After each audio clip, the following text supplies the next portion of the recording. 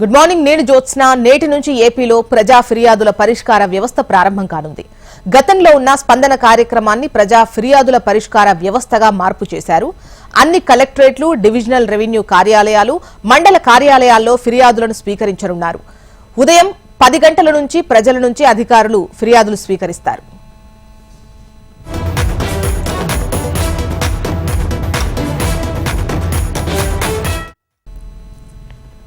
నేటి నుంచి ఏపీలో ప్రజా ఫిర్యాదుల పరిష్కార వ్యవస్థ ప్రారంభం కానుంది.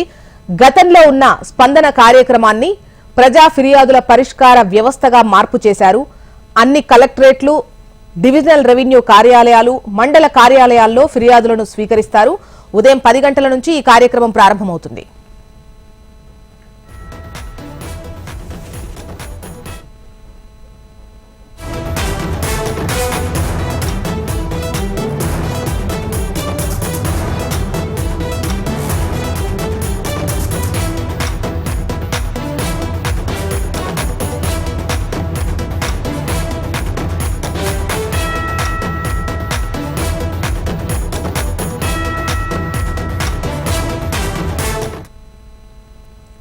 ముఖ్యమంత్రి చంద్రబాబు అధ్యక్షతన రాష్ట్ర మంత్రివర్గ సమావేశం వెలగపూడిలోని సచివాలయంలో జరగనుంది.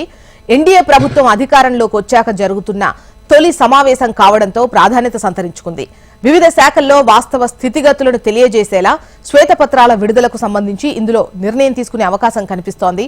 ముఖ్యమంత్రిగా బాధ్యతలు స్వీకరించిన తర్వాత ల్యాండ్ టైటిలింగ్ యాక్ట్ రద్దు, పెన్షన్స్ మొత్తం 4000కు పెంపు, అన్నా క్యాంటీన్ల పునరుద్ధరణ, నైపుణ్య గణనపై చంద్రబాబు 5 సంతకాలు చేసిన విషయం మనందరికీ తెలిసిందే. ఈ మంత్రివర్గ సమావేశంలో వీటికి ఆమోదం లభించే అవకాశం కనిపిస్తోంది. ఇక సూపర్ 6 పథకాల అమలు, అందుకు అనుగుణంగా బడ్జెట్ రూపకల్పనపైన మంత్రివర్గంలో చర్చిస్తారని సమాచారం.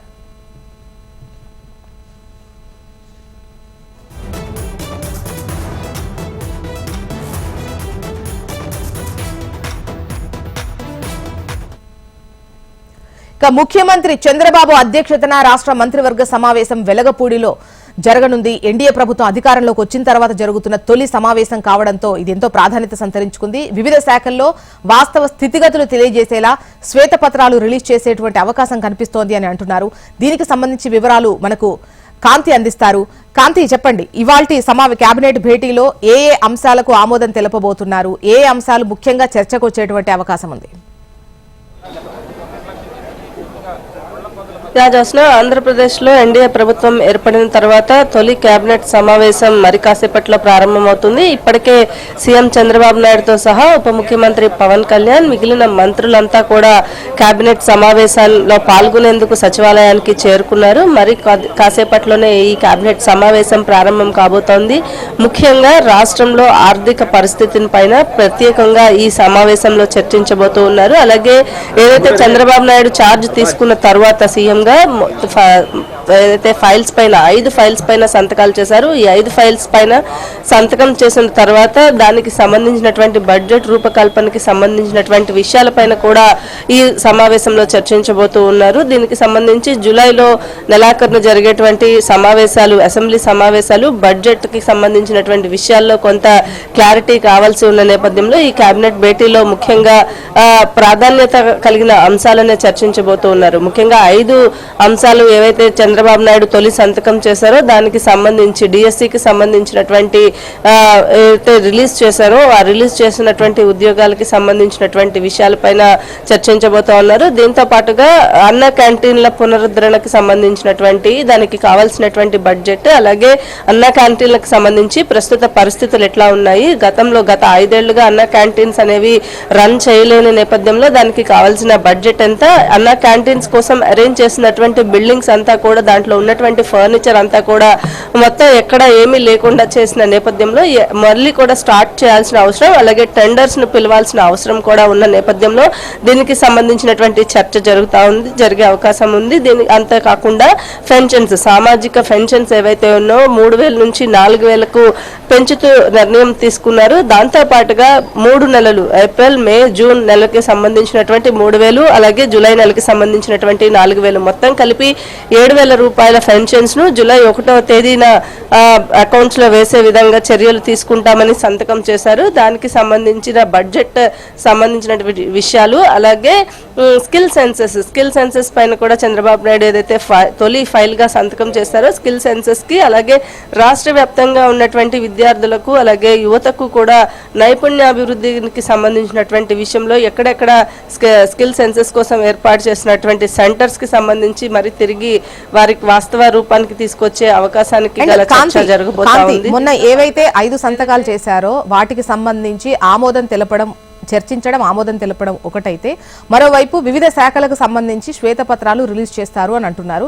8 శాఖలు అని చెప్పేసి అంటున్నారు. ఏ శాఖకు సంబంధించి శ్వేతపత్రం రిలీజ్ చేసేటువంటి ఆలోచన ఉంటాయి? అండ్ ఈ కేబినెట్ భేటీకి సంబంధించి ఇప్పుడే మంత్రుల కమిటీలు వేసేటువంటి అవకాశం ఉందా? దానికి సంబంధించినటువంటి డీటెయిల్స్ ఏంటి? ఎటువంటి చర్చ జరుగుతోంది అక్కడ?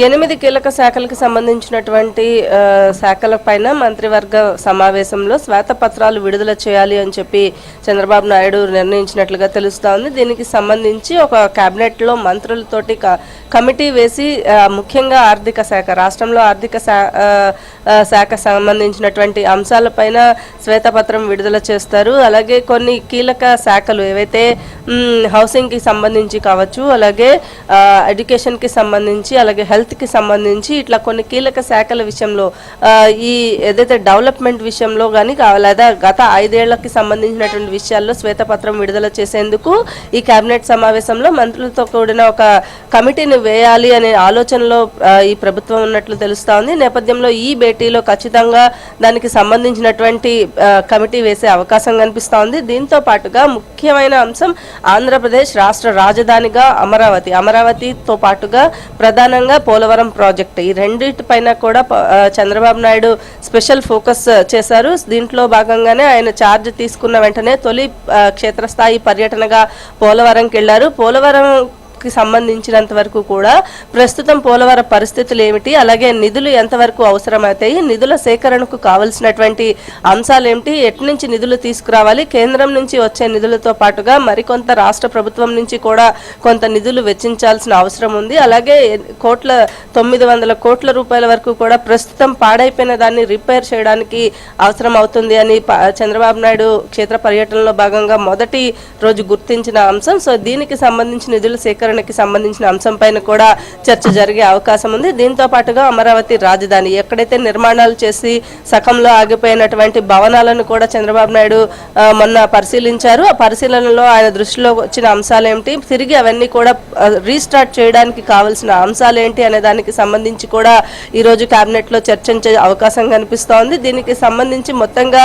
కేబినెట్ లో ఏదైతే 5 సంతకాలతో పెట్టారో దాంతో పాటుగా సూపర్ 6 అంశాలు, ఏవైతే సూపర్ 6 పథకాలను అమలులోకి తీసుకురావడానికి కావాల్సినటువంటి చర్యలు ఏంటి అనే దానికి సంబంధించి కూడా ఒక నిర్ణయం తీసుకోబోతున్నారు. అలాగే మంత్రివర్గ సమావేశం అనంతరం కొత్తగా ఎవరైతే మంత్రులుగా ఇప్పుడు ప్రమాణ స్వీకారం చేశారో దాదాపు 17 మంది వరకు కూడా కొత్తగా మంత్రులుగా ప్రమాణ స్వీకారం మొదటిసారి మంత్రులు అయిన వారు ఉన్నారు. వారందరితో కూడా చంద్రబాబు నాయుడు భేటీ అయ్యే అవకాశం కనిపిస్తా ఉంది. దీంతో పాటుగా కొత్తగా ఎమ్మెల్యేలు, మంత్రులే కాదు ఎమ్మెల్యేలు కొత్తగా అయిన వారు, వారికి కూడా కొంత దిశానిర్దేశం ఈ కేబినెట్ భేటీ అనంతరం వారితో కూడా చంద్రబాబు నాయుడు భేటీ అవుతారు. జ్యోత్స్న.